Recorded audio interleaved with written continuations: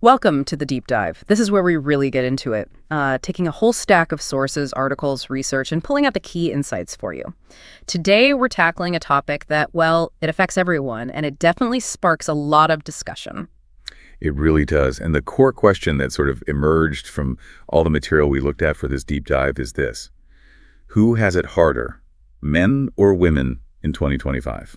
It's quite a question, especially right now. Absolutely. And just to be clear, our goal here isn't to, pick a winner or add fuel to the fire. What we want to do is explore the different experiences, the different views we found in the sources, aiming for understanding, really. We're trying to bring you those surprising facts, those little nuggets of insight, so you get the shortcut to being properly informed on what's a really complex conversation. Okay, so let's unpack this. Maybe we can start with the daily life struggles. That seemed like a big theme. What really stood out to me first was this pervasive fear that sources describe women feeling just walking home at night. It's not just a small worry, apparently. The sources talk about actual behaviors like constantly checking over your shoulder, holding keys like a weapon, maybe pretending to be on the phone. Right. It suggests the sort of constant background alertness that, well, most men probably don't experience day to day. Yeah, and what's fascinating here, I think, is how these different pressures really show the underlying societal expectations, how they shape everyday life. The research also brought up those challenges for women in, say, male-dominated fields. Yes. It's like this catch-22 situation. If a woman is confident, assertive, she risks being called, what, too bossy? Right, or aggressive. Exactly. But if she's maybe softer, more collaborative, she might get dismissed as too emotional or not tough enough. It sounds like a really exhausting tightrope to walk. Yeah, it does. And on the flip side, the sources really dug into the pressure on men, that whole man up idea. And it's not just about being stoic, is it? It often means, according to the research, really suppressing emotions, pushing them down. Yes, suffering in silence. Exactly. We saw stuff about men dealing with depression, anxiety, but quietly. Because they're afraid of being mocked or, seen as weak. The psychological weight of that must be huge.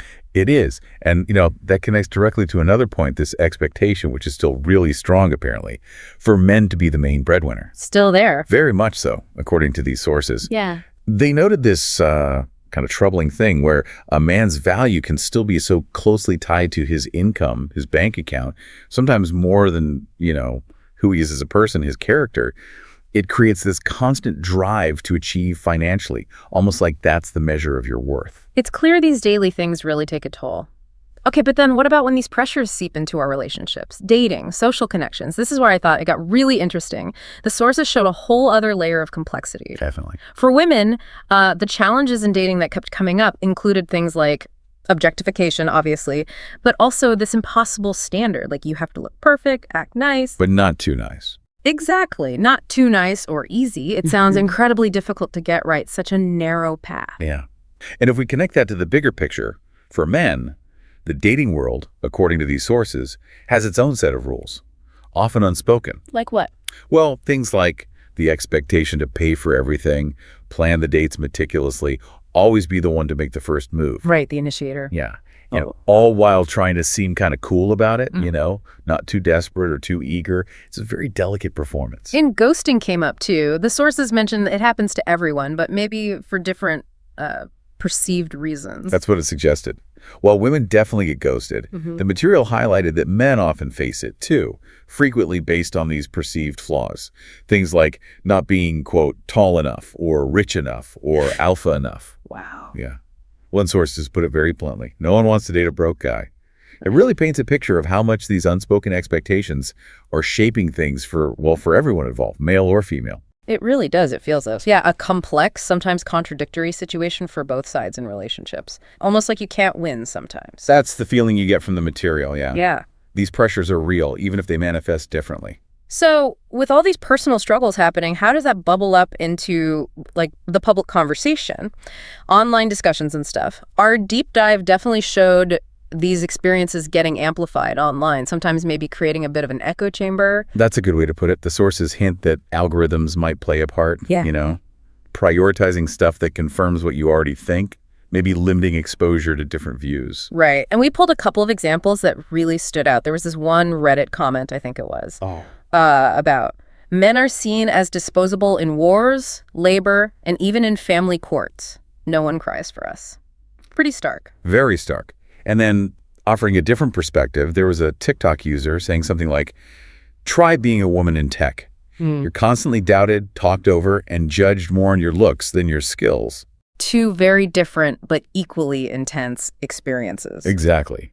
And this sort of raises an important question, doesn't it? How do these public expressions, which obviously come from real pain, how do they also maybe deepen the divide, Yeah. make it harder to actually connect? Yeah, those online comments are just so raw. Did the sources give any clues about why it often turns into this, like, us versus them thing online, this cycle of hurt? They touched on it. One observation that came through was basically hurt people keep hurting people. It suggests this loop where personal pain, if it's not really understood or addressed, just gets kind of projected outward, which then fuels more division, especially in those fast-paced online spaces. It seems like, both sides end up feeling exhausted from fighting, maybe, instead of listening. Okay, so we've looked at daily life, relationships, online stuff. After wading through all these different perspectives, what's the main takeaway? When we go back to that central question, who has it harder, what does all this actually mean according to the sources? Well, the conclusion from the material we reviewed is actually surprisingly clear on this. It's really not a competition. That's the core message. Not a competition. No. Both men and women are facing real struggles, real pain. The sources make it very clear these aren't just abstract ideas. They're tangible challenges affecting people's lives every day. And the problem isn't really men versus women, then? Not according to this material. The underlying issue identified again and again is more about society itself. It points to things like toxic expectations, harmful stereotypes, and just a fundamental lack of empathy that seems to create these tough realities for everybody. So it's the system, in a way. That's what the sources suggest. And the call to action that comes out of it is pretty direct. It's essentially stop comparing pain and start supporting each other. Yeah. Shifting away from that competitive who has it worse mindset towards, mutual understanding and maybe some actual support. Wow.